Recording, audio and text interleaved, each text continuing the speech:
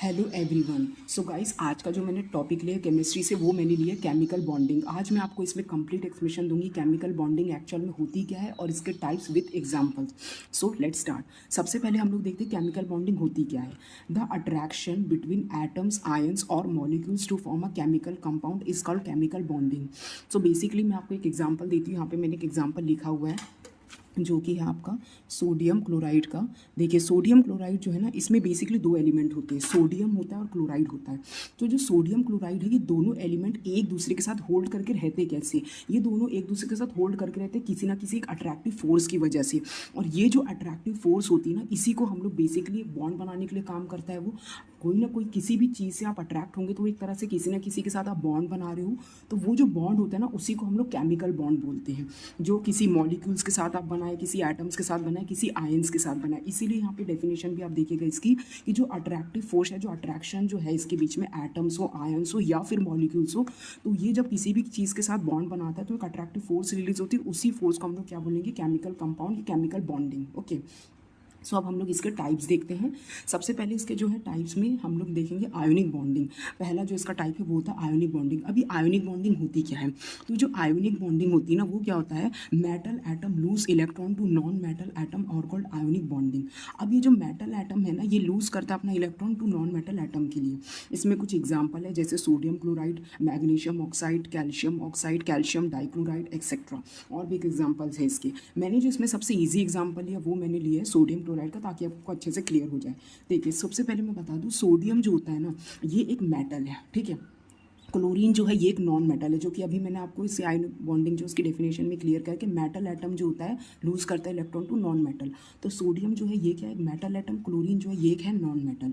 जो सोडियम है ना, इसका जो एटॉमिक नंबर है वो होता है 11। ठीक है, मैं यहाँ पे लिख देती हूँ आपको और अच्छे से। एटॉमिक नंबर जो है वो 11।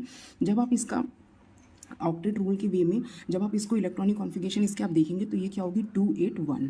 ठीक है, और जो क्लोरीन होता है उसका एटॉमिक नंबर क्या होता है, 17। तो इसका आप कैसे बनाएंगे, 287। तो अब आप देखेंगे कि इसके जो आउटर मोस्ट में जो वैलेंस इलेक्ट्रॉन है ना, वो कितने हैं, 1। और इसके आउटर मोस्ट में जो वैलेंस इलेक्ट्रॉन है वो कितने, 7। तो बेसिकली क्या होता है, जो सोडियम होता है ना, ये अपना एक इलेक्ट्रॉन इसको ट्रांसफ़र कर देता है। इसी वजह से ये प्लस साइन यानी प्लस आयन शो करता है, और ये माइनस आयन, क्योंकि ये एक लूज़ करता है इलेक्ट्रॉन और ये क्या करता है, गेन करता है इलेक्ट्रॉन, ताकि ये कंप्लीट कर दे अपना स्ट्रक्चर। तो इसमें क्या हो जाएगा, 28, और इसमें बाद में हो जाएगा 288।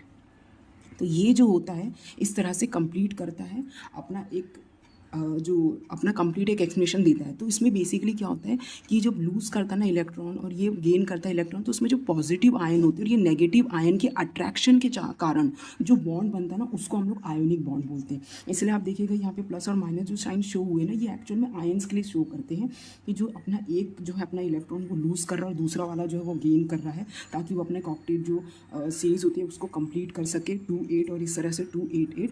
इसी तरह से आप और भी एग्जांपल्स देख सकते हैं इसके, जैसे मैग्नीशियम ऑक्साइड, ठीक है, और या कैल्शियम ऑक्साइड या कैल्शियम क्लोराइड। अब इसके बाद हम लोग आगे देखते हैं दूसरा, जो कि है कोवेलेंट बॉन्ड। अब कोवेलेंट बॉन्ड क्या होता है, the bond formed by the mutual sharing of electrons in pair between the atoms of the same और different elements is called covalent bond.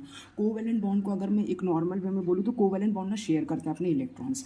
जैसे आयोनिक बॉन्ड जो होता है ना, वो इलेक्ट्रॉन को ट्रांसफर करने का काम करता है। जैसे कि मैंने बताया था कि सोडियम क्लोराइड, जो सोडियम है वो क्लोरीन को अपना एक इलेक्ट्रॉन ट्रांसफर करता है। और जो कोवेलेंट बॉन्ड होता है ना, ये शेयर करने का काम करता है। जैसे मैंने आपको कुछ एग्जाम्पल दी, oxygen, nitrogen, hydrochloric acid etcetera. अब मैं आपको एक एग्जांपल करके बताती हूँ। जैसे ऑक्सीजन जो होता है, ऑक्सीजन का जो एटॉमिक नंबर होता है ना, वो होता है 8। ठीक है, तो यहाँ पे जब आप इसको कम लिखेंगे तो 2 और 6, तो इसके जो है आउटर मोस्ट में कितने हो जाएंगे, 6 हो जाएंगे। ठीक है, अब यहाँ पे एक और, मतलब 2 हम लोग ने ऑक्सीजन लिया है, तो यहाँ पे एक और क्या बन जाएगा इसका पेयर, 2 और 6। तो अब आप देखेंगे कि यहाँ पे 2 6 2 6 2 बार आ गए। अब देखिए इसका जब हम लोग स्ट्रक्चर बनाएंगे तो स्ट्रक्चर कुछ इस तरह से बनेगा, प्लस, क्योंकि 2 ऑक्सीजन है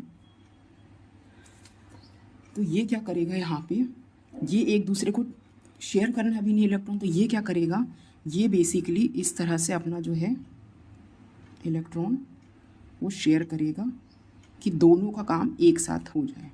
जैसे देखिए ये जो है ना, ये एक इसके साथ शेयर कर लेगा और ये जो है ये एक इसके साथ शेयर कर लेगा, तो इसका जो है ये कंप्लीट बन जाएगा 28 और ये भी कंप्लीट बन जाएगा ऑक्टेट 2 8। सो इसी तरह से आप किसी भी कंपाउंड या किसी भी एलिमेंट आपके सामने आते हैं, आप उसका एटॉमिक नंबर देखिए, आप उसका 2 6 वाला जो सीरीज़ है वो देखिए कि उसका ऑक्टेट कंप्लीट है नहीं है। अगर उसके ऑक्टेट में कमी है तो वो आप क्या करिएगा, आप उसको शेयर कर दीजिएगा, तो ये आपका कोवेलेंट बॉन्ड जो होता है इस तरह से फॉर्म हो जाएगा। अब इसके बाद सो गाइस, अब जो मैंने थर्ड वाला जो बॉन्डिंग लिया वो लिया मैंने कोऑर्डिनेट बॉन्डिंग, जिसको हम लोग सेमी कोवेलेंट बॉन्डिंग भी बोलते हैं, जिसे हम लोग डेटिव बॉन्डिंग भी बोलते हैं। ये क्या बताता है, this type of bond electron is given by one atom but shared by both atoms. Basically इसमें एक एटम होता है पर वो शेयर करता है दोनों एटम्स को। तो अब वाली बात समझिएगा, जो कोऑर्डिनेट बॉन्डिंग होती है ना, उसकी जो डेफिनेशन है उसको मैं एग्जाम्पल के थ्रू आपको समझाऊंगी, जिससे आपको और अच्छे से एक्सप्लेन होगा। इसी में एक और चीज़ ध्यान रखिएगा, जो कोऑर्डिनेट बॉन्डिंग होती है ना उसे हम लोग एरो से रिप्रेजेंट करते हैं। इसमें क्या एग्जांपल्स है, अमोनियम है, सल्फर डाइऑक्साइड है, एक्सेट्रा बहुत सारे एग्जांपल है। इसमें मैं जो एग्जांपल लूँगी वो मैं लूँगी सल्फर डाइऑक्साइड का।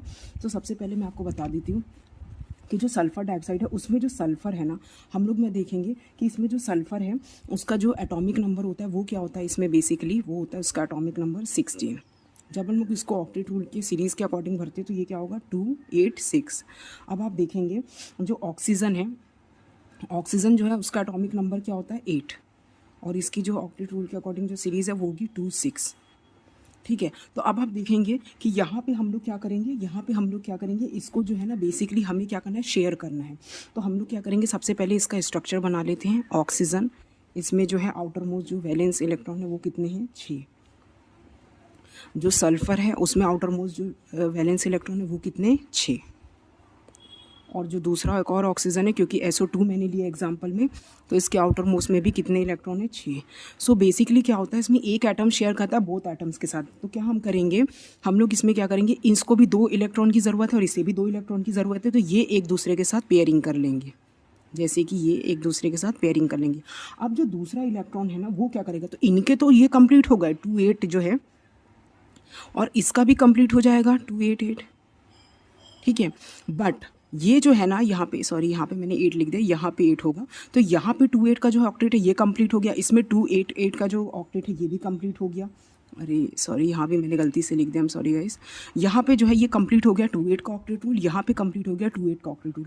बट अब ये जो ऑक्सीजन दूसरा वाला ये क्या करेगा, सो बेसिकली क्या होता है, दोनों जो है ना उन्होंने अपना इलेक्ट्रॉन शेयर करके अपना ऑक्टेट तो कंप्लीट कर लिया, बट जो दूसरा ऑक्सीजन है वो किसी के साथ इलेक्ट्रॉन शेयर नहीं कर सकता, क्योंकि अगर वो सल्फ़र के साथ अपना इलेक्ट्रॉन शेयर करेगा तो सल्फ़र के पास ज़्यादा इलेक्ट्रॉन आ जाएंगे। तो अब सल्फ़र जो है ना वो अपना 2 इलेक्ट्रॉन जो है वो डोनेट कर देगा। समझ रहे हैं आप, वो अपना जो है 2 इलेक्ट्रॉन ऑक्सीजन को डोनेट कर देगा। तो बेसिकली अगर मैं इसका एक और स्ट्रक्चर बनाऊँ तो ये जैसे ऑक्सीजन है, ऑक्सीजन यहाँ पे 4 इसके बॉन्ड हो गए, ये हमने कोवेलेंट बॉन्ड लगा दिया है सल्फ़र के साथ, और ये हमने एरो से रिप्रेजेंट करा है ऑक्सीजन को, और इसमें ये बन जाएगा कोऑर्डिनेट बॉन्ड। तो ये जो है कोऑर्डिनेट ये बॉन्ड बन जाएगा, और ये जो होगा ये क्या बन जाएगा, कोवेलेंट बॉन्ड। अगर आप इसको देखेंगे तो मैं आपको एक तरह से बोलूँ तो जो इसमें पहली जो रिएक्शन थी उसमें क्या था, ऑक्सीजन जो है वो सल्फ़र के साथ मिलकर उसने अपना ऑक्टेट कंप्लीट किया, और दूसरे में सल्फ़र ने ऑक्सीजन के साथ मिलकर अपना ऑक्टेट कंप्लीट किया। पर जो दूसरा ऑक्सीजन था वो जो है वो किसी के साथ इलेक्ट्रॉन शेयर नहीं कर सकता, स्पेशली सल्फ़र के साथ नहीं। क्यों, क्योंकि अगर वो सल्फ़र के साथ करेगा तो उसके इलेक्ट्रॉन ज़्यादा हो जाएंगे। तो क्या करेंगे, अब हम सल्फ़र जो है वो अपना इलेक्ट्रॉन डोनेट कर देगा, ताकि जो ऑक्सीजन है वो अपना जो इलेक्ट्रॉन वो अपना ऑक्टेट जो है वो कंप्लीट कर सके। तो इसमें क्या हो जाएगा, जो सल्फ़र है वो बेसिकली बन जाएगा डोनर, और जो ऑक्सीजन है वो आपका बन जाएगा एक्सेप्टर।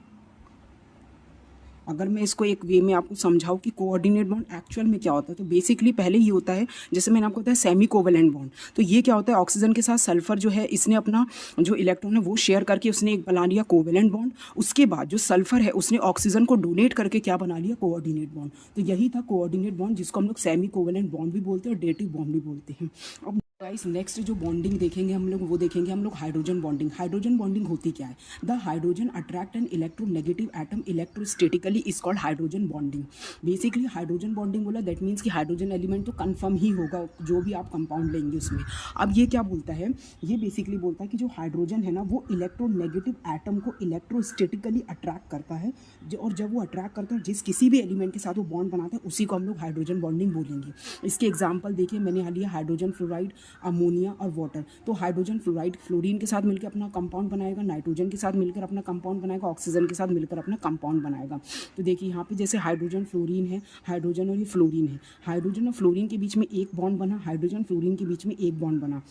अभी मैंने आपको बताया था कि जो हाइड्रोजन जो होता है वो इलेक्ट्रोनेगेटिव एटम के साथ अट्रैक्ट करके हाइड्रोजन बॉन्डिंग फॉर्म करता है।